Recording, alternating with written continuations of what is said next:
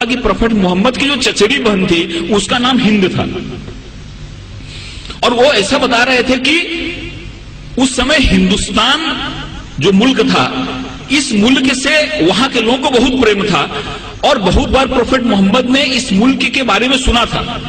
तो हिंदुस्तान के नाम से वो जो हिंद उनकी चचेरी बहन थी उसका नाम रखा गया था। उन्होंने ये भी बताया, लेकिन मुझको इसका रेफरेंस नहीं मिला। उन्होंने ये बताया कि प्रोफेट मोहम्मद ने एक बार कभी कहा था कि वो कैसा मुल्क होगा जिस मुल्क से ठंडी ठंडी हवाएं हमारे अरब कंट्री में आती हैं। दोस्तों, ये सारी चीजें हमारे सामने आनी चाहिए। मजहब वही है इंसान जहां सलामत, यह तो शहादत नहीं है, यह गुमराही की अलामत। मासूमों का कत्ल है इंसानियत पे लानत, खौफ खा खुदा से एक दिन आएगी कयामत। दोस्तों, ये जो सुन्नत है वो हमारे सामने आनी चाहिए, ये जो उदाहरण है, ये जो मिसाल है वो हमारे सामने आनी चाहिए। और 2008 में, फरवरी 2008 में देवबंद ने एक फतवा जारी किया, एक ऐलान किया। उसमें 4000 उलेमा पूरे हिंदुस्तान के जमा हुए थे, और उन्होंने क्लियर कट कहा कि आतंकवाद जो है, दहशतवाद जो है, यह गैर इस्लामी है। इस्लाम कभी भी अनजस्ट वायलेंस को सपोर्ट नहीं करता।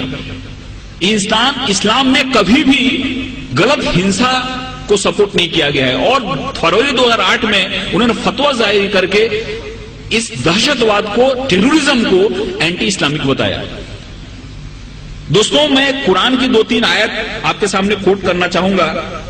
सूरा अल बकरा आयत 190, इसमें ऐसा फरमाया गया है कि अगर तुम पे युद्ध, तुम पे जंग अगर लादी जाए तो लड़ाई करो। अगर तुम पे जंग लादी जाए, तुम पे अगर युद्ध लादी जाए तो लड़ाई करो, क्योंकि खुदा को ज्यादती पसंद नहीं है। लड़ाई करोगे फिर भी जाति मत करना। और हजरत मोहम्मद की सुन्नत में बात देखी जाती है कि उनके दुश्मन भी जो मारे जाते थे, उनके शव का भी और उनके लाश का भी उन्होंने बड़े ही हरमियत के साथ, बड़े आदर के साथ उसका दफन किया। कभी भी उन्होंने किसी लाश को बेइज्जत नहीं होने दिया, कभी भी उसकी बेहरमती नहीं की, कभी उसको तबाह नहीं किया। ये हमारी कुरान की आयत बताती है कि युद्ध उसी से करो जो तुम पे युद्ध लादता है, मजबूर करता है तुमको लड़ने के लिए, लेकिन फिर भी जाति मत करना, क्योंकि खुदा को जाति पसंद नहीं है। सूरा अल मायदा आयत 32, एक निर्दोष इंसान का कत्ल पूरी मानवता की कत्ल के बराबर है। इस आयत में फरमाया गया है कि अगर एक निर्दोष आदमी है, इनोसेंट आदमी है, अगर उस आदमी का कोई कत्ल कर देता है तो उसका कत्ल पूरी इंसानियत के कत्ल के लायक है। इसलिए कभी भी इस्लाम किसी भी निर्दोष और किसी भी बेगुनाह इंसान के कत्ल की कभी इजाजत नहीं देता। यह हमारे कुरान की बात कही गई है। सूरा बनी इजराइल आयत 33, किसी भी इंसान की जिंदगी खुदा की दी हुई है, इसलिए बिना किसी कारण, बिना किसी वजह किसी इंसान को तकलीफ देना, किसी इंसान को मारना गुनाह है, और खुदा इसके लिए सजा देता है। ऐसे बहुत सारी आयतें हैं जिन आयतों में हमको इस सामने बातें दिखती हैं कि इस्लाम ने हमारे सामने क्या पैगाम रखा, इस्लाम ने हमारे सामने क्या संदेश रखा। लेकिन कुछ ऐसी परिस्थितियां हुई जिसके चलते गलत मैसेज गया। एक बड़ी फेमस किताब है, इस किताब का आपने नाम सुना होगा, लाइफ ऑफ मोहम्मद। B.H. हैकल ने किताब लिखी है, और उस किताब में उन्होंने ऐसा लिखा है कि बाद में काफी ऐसे ट्राइब्स थे, ऐसे जनजातियां थी जिन्होंने इस्लाम को स्वीकार कर लिया, और इस्लाम को स्वीकार तो कर लिया लेकिन इस्लाम के पैगाम को समझा नहीं, और उन्होंने काफी जगह बहुत सारी उत्पात मचाए, जिसमें ततार और मंगोल्स ऐसे ट्राइब्स थी जो इस्लाम को स्वीकार किया, लेकिन इस्लाम को नहीं समझते हुए उन्होंने इतने अत्याचार किए जिसके चलते बहुत जगह इस्लाम बदनाम हुआ कि इस्लाम को मानने वाले ऐसा करते हैं। इसका B.H. हैकल ने अपनी किताब में बड़ा ही अच्छा एक्सप्लेनेशन दिया है। तो अगर कोई इंसान इस्लाम या किसी मजहब का नाम लेकर गलत काम करता है तो गलती उस इंसान की है, उस मजहब की नहीं है। अगर कोई भी व्यक्ति किसी मजहब के नाम पे अगर कहीं कोई गड़बड़ करता है, गुनाह करता है, तो ये उसकी व्यक्तिगत चीज है, वो मजहब उसको उसकी इजाजत नहीं देता। नामो नसब जमीन के नस्लों में बट गए, आदम के बेटे कितने कबीलों में बट गए, आए हैं जब से पेश इमामत के मसल्ले, सिजदे हमारे कितने मरलों में बट गए। दे किस तरह से कौम को इल्जाम में गुम रही, जब रहनुमा ही कौम के फिरकों में बट गए। अगर रहनुमा ही फिरकों में बट गए और उन्होंने उस चीज को नहीं समझा, उसको मकसद को नहीं समझा, तो हम उस महान और उस ग्रेट रिलीजन को क्यों दोष दें जिन्होंने पूरी दुनिया में अमन को लाया। ये समझने की चीज है, क्योंकि बहुत सारी चीजें मुझको भी मालूम नहीं थी। मेरे भी मन में बहुत सारे मिसअंडरस्टैंडिंग थे। जब मैंने इस्लाम को पढ़ा और इस्लाम जानने वालों से चर्चा की, तो मेरे मन में बहुत सारे मिसअंडरस्टैंडिंग थे, वो मिसअंडरस्टैंडिंग दूर हो गए। एक जगह ऐसी आयत आई है जहां पे कहा गया है कि इस दुनिया की कोई भी ऐसी जगह नहीं है जहां पे हमने अपने नबी और रसूल न भेजे। 1,24,000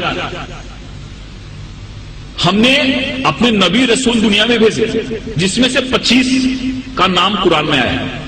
दुनिया की कोई भी ऐसी जगह नहीं है जहां पे हमने नबी रसूल न भेजे हो, और पूरी दुनिया जो है वो खुदा की बनाई हुई है। इसलिए खुदा के लिए एक शब्द यूज किया गया है। गॉड जो है, खुदा जो है, वो रबुल अल आलमीन है, और प्रोफेट मोहम्मद जो है वो रहमतुल आलमीन है। खुदा हर एक के लिए, प्रोफेट मोहम्मद का जो संदेश है वो किसी एक व्यक्ति के लिए नहीं है, एक मुल्क के लिए नहीं है, एक इंसान के लिए, पूरी दुनिया के लिए, क्योंकि हर एक welfare of the whole humanity उस चीज में आती है। इसलिए इस चीज को जब हम समझते हैं, इस चीज को हम अपने जहन में लाते हैं, तो हमको ऐसा लगता है कि इस्लाम जो है, इस्लाम का जो मेन, जिसको हम गाभा मराठियों बोलें, इसेंस बोलें, हिंदी में सार बोलें, वो है कि इंसान एक कैसे बेहतर जिंदगी जी सकता है और खुदा के कैसे करीब जा सकता है।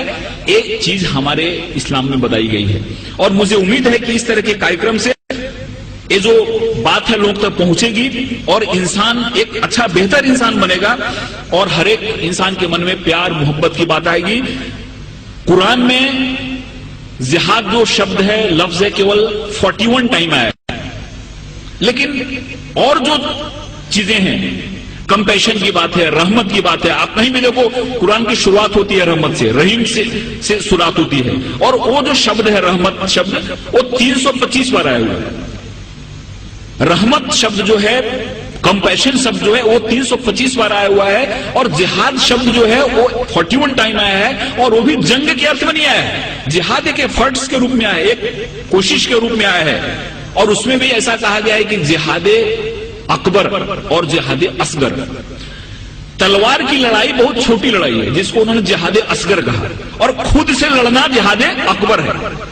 सबसे बड़ी लड़ाई है खुद से लड़ना। हमारे अंदर जो विकार है, हमारे अंदर जो दोष है, हमारे अंदर जो खामियां हैं, इन खामियों से लड़ना सबसे बड़ी लड़ाई, जिसको जिहादे अकबर कहा। और तलवार की लड़ाई छोटी लड़ाई है, उस लड़ाई को बहुत ज्यादा तरजीह नहीं दी, वो जिहादे असगर है।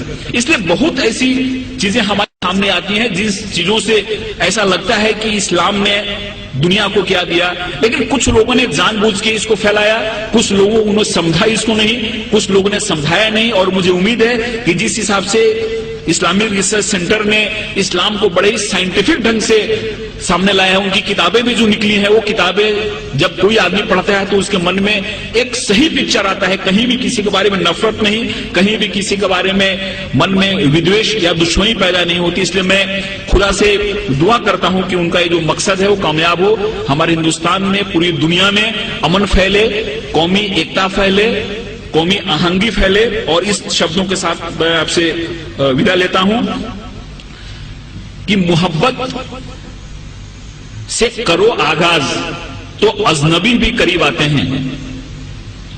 मोहब्बत से करो आगाज तो अजनबी भी करीब आते हैं, और मोहब्बत है एक रूहानी मंजिल जहां फरिश्ते भी सर झुकाते हैं। खुदा हाफिज़।